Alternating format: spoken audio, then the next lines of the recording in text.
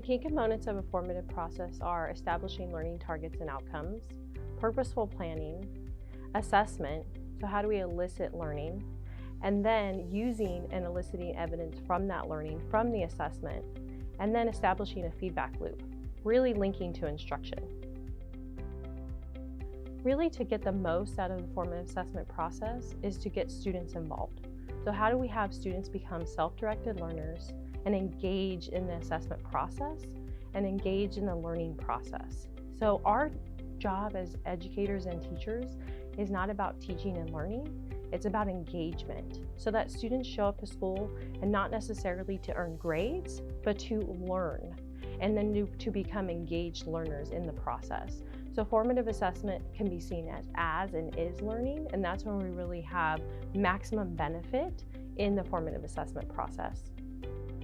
Distractor rationales are really key in understanding student learning, but really understanding misconceptions in student learning. I like to use them as error analysis rather than error identification, and really having students become self-directed learners in their own misconceptions and in their learning journey. So really dialing into what are those distractors and what are the misconceptions that students had in their own learning journey, and then correcting those misconceptions as learning takes place. That's when we see assessment becoming part of instruction, and that's when you really have hit the nail on the head in terms of the formative assessment process.